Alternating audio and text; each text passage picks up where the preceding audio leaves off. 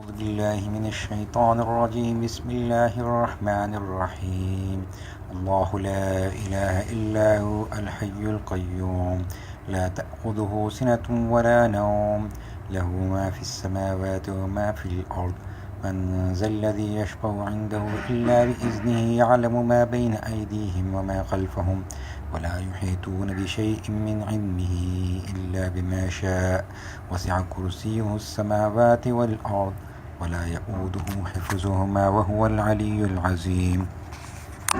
یہ آیت الکرسی ہے جو بڑی عظمت والی آیت ہے۔ ابی بن کعب رضی اللہ عنہ سے رسول اللہ صلی اللہ علیہ وسلم دریافت فرماتے ہیں کہ کتاب اللہ میں سب سے زیادہ عظمت والی آیت کون سی ہے؟ آپ رضی اللہ عنہ جواب دیتے ہیں کہ اللہ اور اس کے رسول ہی کو اس کا سب سے زیادہ علم ہے۔ آپ پھر یہی سوال کرتے ہیں، بار بار کے سوال پر جواب دیتے ہیں کہ آیت الکرسی۔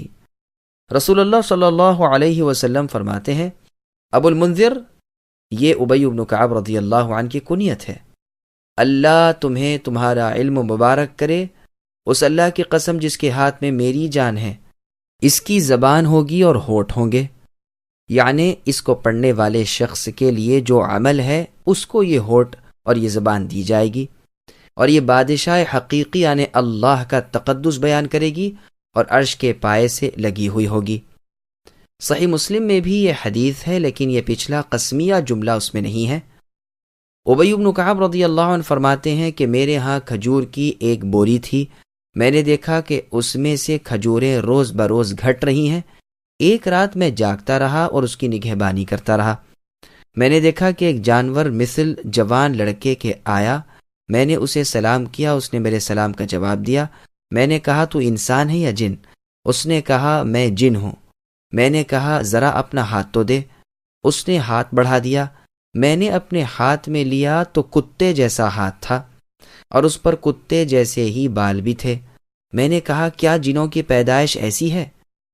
اس نے کہا تمام جنات میں سب سے زیادہ قوت والا میں ہی ہوں۔ میں نے کہا بھلا تو میری چیز چرانے پر کیسے دلیر ہو گیا؟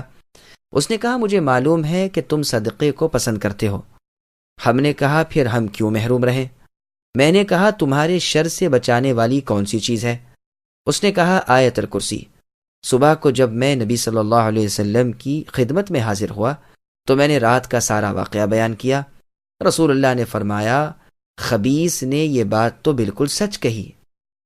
ایک بار مہاجرین کے پاس رسول اللہ گئے تو ایک شخص نے کہا اللہ کے رسول، قرآن کی آیت کون سی بہت بڑی ہے؟ یعنی عظمت، جلالت، جامعیت وغیرہ کے اعتبار سے۔ رسول اللہ نے یہی آیت الکرسی پڑھ کر سنائی۔ یہ روایت طبرانی کی ہے۔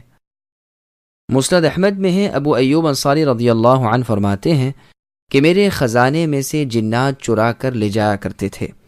میں نے رسول اللہ صلی اللہ علیہ وسلم سے شکایت کی۔ رسول اللہ نے فرمایا جب تم اسے دیکھو تو کہنا بسم اللہ اجیبی رسول اللہ، یعنی اللہ کے نام کے ساتھ تو اللہ کے رسول کے ہاں حاضر ہو۔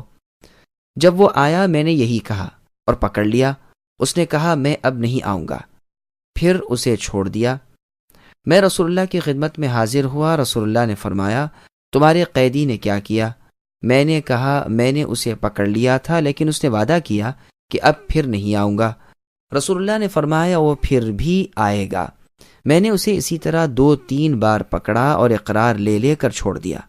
میں نے رسول اللہ سے ذکر کیا اور آپ نے ہر دفعہ یہی فرمایا کہ وہ پھر بھی آئے گا۔ آخری مرتبہ میں نے کہا اب میں تجھے نہ چھوڑوں گا۔ اس نے کہا چھوڑ دے، میں تجھے ایک ایسی چیز بتاؤں گا کہ کوئی جن اور شیطان تیرے پاس ہی نہ آ سکے۔ میں نے کہا اچھا بتا، تو کہا وہ آیت الکرسی ہے۔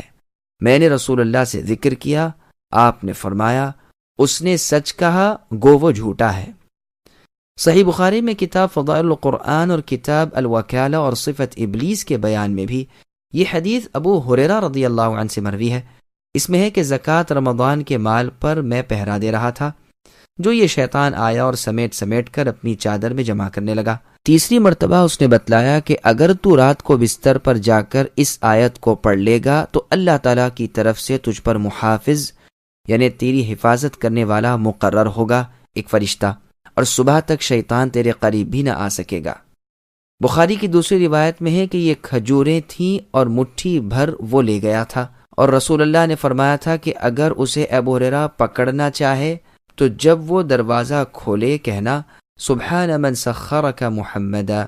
شیطان نے عذر یہ بتلایا تھا کہ ایک فقیر جن کے بال بچوں کے لیے میں یہ لے جا رہا تھا۔ پس یہ واقعہ 3 صحابہ کا ہوا، ابی بن کعب کا، ابو ایوب انصاری کا اور ابو ہریرہ رضی اللہ عنہ کا۔ آیت الکرسی کی برکات۔ عمر رضی اللہ عنہ کے سوال پر کہ سارے قرآن میں سب سے زیادہ بزرگ آیت کون سی ہے، عبداللہ بن مسعود رضی اللہ عنہ نے فرمایا مجھے خوب معلوم ہے، میں نے رسول اللہ صلی اللہ علیہ وسلم سے سنا ہے کہ وہ آیت الکرسی ہے۔ یہ روایت مسند احمد، ابو داود وغیرہ کی ہے۔ نیز رسول اللہ فرماتے ہیں کہ ان دونوں آیتوں میں اللہ تعالیٰ کا اسم اعظم ہے، ایک تو آیت الکرسی، دوسری آیت الف لام میم اللہ لا الہ الا هو الحی القیوم۔ اور سنن ابن ماجہ کی حدیث میں ہے کہ وہ اسم اعظم جس نام کی برکت سے جو دعا اللہ تعالیٰ سے مانگی جائے وہ قبول فرمائے۔ ان 3 صورتوں میں ہے، سورہ بقرہ، سورہ آل عمران اور سورہ طٰہٰ۔ ہشام بن عمار خطیب دمشق فرماتے ہیں سورہ بقرہ کی آیت الکرسی ہے اور آل عمران کی پہلی ہی آیت اور طٰہٰ کی آیت وعنت الوجوہ للحی القیوم ہے۔ امام نسائی کی کتاب عمل الیوم واللیلہ میں حدیث ہے کہ جو شخص ہر فرض نماز کے بعد آیت الکرسی پڑھ لے اسے جنت میں جانے سے کوئی چیز نہیں روکے گی سوائے موت کے۔ اس حدیث کو امام نسائی نے بھی اپنی کتاب عمل الیوم واللیلہ میں وارد کیا ہے اور ابن حبان نے بھی اسے اپنی صحیح میں وارد کیا ہے۔ اس حدیث کی سند شرط بخاری پر ہے، لیکن ابو الفرج ابن الجوزی اسے موضوع کہتے ہیں، واللہ اعلم۔ اس آیت کی فضیلت میں اور بھی بہت سی حدیثیں ہیں، لیکن ایک تو اس لیے کہ ان کی سندیں ضعیف ہیں، دوسرے اس لیے بھی کہ ہمیں اختصار مد نظر ہے، ہم نے انہیں وارد نہیں کیا۔ اس مبارک آیت میں 10 مستقل جملے ہیں۔ پہلے جملے میں اللہ تعالیٰ کی وحدانیت کا بیان ہے کہ کل مخلوق کے اللہ ہی اکیلے تنہا خالق ہیں۔ دوسرے جملے میں ہے کہ وہ خود زندہ ہیں، جس پر کبھی موت نہیں آئے گی، دوسروں کو قائم رکھنے والے ہیں۔ قیوم کی دوسری قرات قیام بھی ہے۔ پس تمام موجودات اللہ کی محتاج ہیں اور وہ سب سے بے نیاز ہے۔ کوئی بھی اللہ کی اجازت کے بغیر کسی چیز کا سنبھالنے والا نہیں، جیسے اور جگہ ہے وَمِنْ آيَاتِهِ أَن تَقُومَ السَّمَاءُ وَالْأَرْضُ بِأَمْرِهِ، یعنی اللہ کی نشانیوں میں سے ایک یہ ہے کہ آسمان و زمین اللہ ہی کے حکم سے قائم ہیں۔ پھر آگے اللہ نے فرمایا نہ تو اللہ پر کوئی نقصان آئے، نہ کبھی وہ اپنی مخلوق سے غافل اور بے خبر ہو، بلکہ ہر شخص کے اعمال پر وہ اللہ حاضر، ہر شخص کے احوال پر وہ ناظر، دل کے ہر خطرے سے وہ واقف، مخلوق کا کوئی ذرہ بھی اللہ کے حفاظت اور علم سے بھی باہر نہیں۔ یہی پوری قیومیت ہے۔ اونگ اور غفلت سے، نیند اور بے خبری سے اللہ کی ذات پاک ہے۔ صحیح مسلم کی حدیث میں ہے کہ رسول اللہ صلی اللہ علیہ وسلم نے ایک مرتبہ کھڑے ہو کر صحابہ کرام رضی اللہ عنہم کو 4 باتیں بتلائیں۔ فرمایا اللہ تبارک و تعالی سوتے نہیں، نہ نیند اللہ کی ذات کے لائق ہے، وہ ترازو کا حافظ ہے، جس کے لیے چاہے جھکا دیں، جس کے لیے چاہے نہ جھکائے۔ دن کے اعمال رات سے پہلے اور رات کے عمل دن سے پہلے اللہ کی طرف اٹھائے جاتے ہیں۔ اللہ کے سامنے نور یا آگ کے پردے ہیں، اگر وہ ہٹ جائیں تو اللہ کے چہرے کی تجلیاں اور شعائیں ان تمام چیزوں کو جلا دیں جن تک اللہ کی نگاہ پہنچتی ہے۔ عبد الرزاق نے عکرمہ رحمہ اللہ سے روایت کی ہے کہ موسیٰ علیہ السلام نے فرشتوں سے پوچھا کہ کیا اللہ تعالیٰ سوتے بھی ہیں؟ اللہ تعالیٰ نے فرشتوں کی طرف وحی بھیجی کہ موسیٰ علیہ السلام کو 3 راتوں تک بیدار رکھیں۔ انہوں نے یہی کیا، 3 راتوں تک سونے نہ دیا۔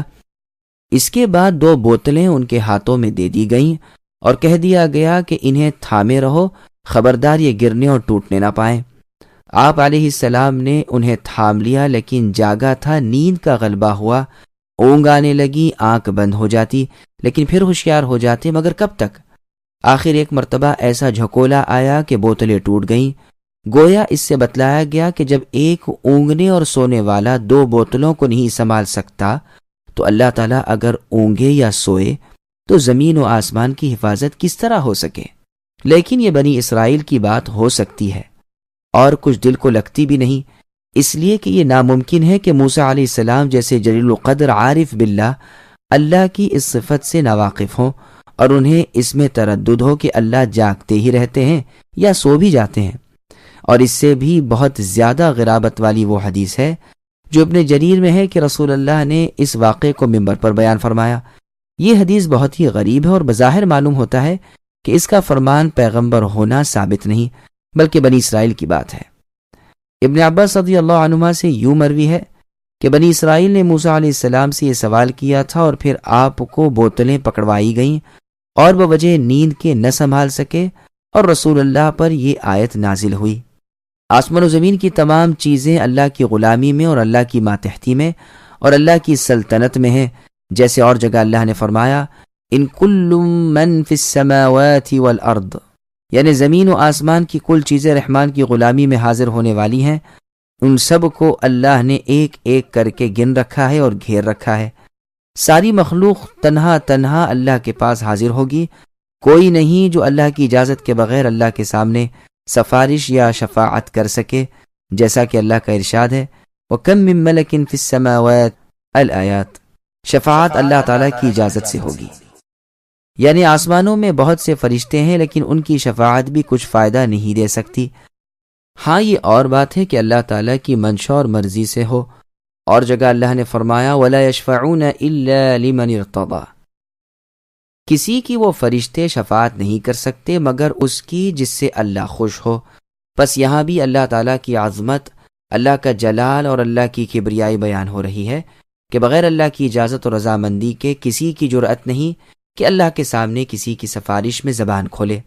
صحیح بخاری اور مسلم کی حدیث میں ہے کہ اللہ کے رسول نے فرمایا کہ میں اللہ تعالیٰ کے عرش کے نیچے جاؤں گا اور سجدے میں گر پڑوں گا، اللہ تعالیٰ مجھے سجدے میں ہی چھوڑ دیں گے جب تک چاہیں گے، پھر کہا جائے گا کہ اپنا سر اٹھاؤ، کہو سنا جائے گا، شفاعت کرو یعنی سفارش کرو منظور کی جائے گی۔ رسول اللہ فرماتے ہیں کہ پھر میرے لیے حد مقرر کر دی جائے گی اور میں انہیں جنت میں لے جاؤں گا، یعنی ان لوگوں کو جو جہنم میں چلے گئے ہیں۔ وہ اللہ تمام گزشتہ، موجودہ اور آئندہ کے عالم ہیں، اللہ کا علم تمام مخلوق کا احاطہ کیے ہوئے ہے، جیسے اور جگہ اللہ نے فرمایا فرشتوں کا یہ قول ہے کہ ما نتنزل الا بامر ربک، یعنی ہم اے نبی آپ کے رب کے حکم کے بغیر اتر نہیں سکتے، ہمارے آگے پیچھے اور سامنے کی سب چیزیں اللہ ہی کی ملکیت ہیں اور آپ کے رب بھول چوک سے پاک ہیں۔ کرسی کے بارے میں مفسرین کا موقف۔ کرسی سے مراد عبداللہ بن عباس رضی اللہ عنہما سے علم منقول ہے، دوسرے بزرگوں سے دونوں پاؤں یعنی اللہ تعالیٰ کے دونوں پاؤں رکھنے کی جگہ منقول ہے، اور صحیح مسلم میں ابن عباس رضی اللہ عنہما سے یہی بات منقول ہے اور یہی تفسیر درست ہے۔ ایک مرفوع حدیث میں بھی یہی مروی ہے اور یہ بھی ہے کہ اس کا اندازہ بجز اللہ تعالیٰ کے اور کسی کو معلوم نہیں۔ خود ابن عباس سے بھی مرفوعاً یہی مروی ہے لیکن رفع ثابت نہیں۔ ابو مالک رحمہ اللہ فرماتے ہیں کہ کرسی عرش کے نیچے ہے۔ سدی رحمہ اللہ کہتے ہیں کہ آسمان و زمین کرسی کے جوف میں ہے اور کرسی عرش کے سامنے۔ ابن عباس رضی اللہ عنہ فرماتے ہیں ساتوں زمینیں اور ساتوں آسمان اگر پھیلا دیے جائیں اور سب کو ملا کر بسیط کر دیا جائے تاہم کرسی کے مقابلے میں ایسے ہوں گے جیسے ایک حلقہ کسی چٹیل میدان میں۔ اس باب میں اور بھی روایات ہیں جن میں قیامت کے روز کرسی کا فیصلوں کے لیے رکھا جانا مروی ہے۔ ظاہر یہ ہے کہ اس آیت میں یہ ذکر نہیں، واللہ عالم۔ حسن بصری فرماتے ہیں کہ کرسی ہی عرش ہے، لیکن صحیح بات یہ ہے کہ کرسی اور ہے اور عرش اور ہے جو اس سے بہت بڑا ہے، جیسے کہ آثار و احادیث میں وارد ہوا ہے۔ آسمانوں و زمین کے محافظ اللہ تعالیٰ ہیں۔ پھر آگے اللہ نے فرمایا کہ اللہ پر ان کی حفاظت بوجھل اور گرا نہیں بلکہ سہل اور آسان ہے۔ وہ اللہ ساری مخلوق کے اعمال پر خبردار ہیں، تمام چیزوں پر نگہبان، کوئی چیز اللہ سے پوشیدہ اور انجان نہیں، تمام مخلوق اللہ کے سامنے حقیر، متواضع، ذلیل، پست، محتاج اور فقیر ہیں۔ وہ اللہ بے نیاز ہے، لائق تعریف ہے۔ وہ جو کچھ چاہے اپنی مرضی کے مطابق اپنے شان کے لائق کام کر گزرے، بات کہہ دے۔ اللہ پر حاکم کوئی نہیں، باز پرس کرنے والے وہی ہیں، اللہ سے کوئی باز پرس نہ کر سکے۔ ہر چیز پر وہ غالب، ہر چیز کے حافظ اور مالک، وہ علو، بلندی اور رفعت والے ہیں، وہ عظمت، بڑائی اور کبریائی والے ہیں۔ اللہ کے سوا کوئی عبادت کے لائق نہیں، نہ اللہ کے سوا کوئی خبرگیری کرنے والا اور پالنے پوسنے والا ہے۔ وہ کبریائی والے اور فخر والے ہیں۔ اسی لیے اللہ نے فرمایا وَهُوَ الْعَلِيُّ الْعَظِيمُ کہ وہ اللہ بلندی اور عظمت والے ہیں۔ یہ آیتیں اور ان جیسی اور آیتیں اور صحیح حدیثیں جتنی کچھ اللہ کی ذات، اسماء اور صفات باری میں وارد ہوئی ہیں، ان سب پر ایمان لانا بغیر کیفیت معلوم کیے اور بغیر تشبیہ دیے جن الفاظ میں وہ وارد ہوئی ہیں ضروری ہے، اور یہی طریقہ ہمارے سلف صالحین رحمۃ اللہ علیہم کا تھا۔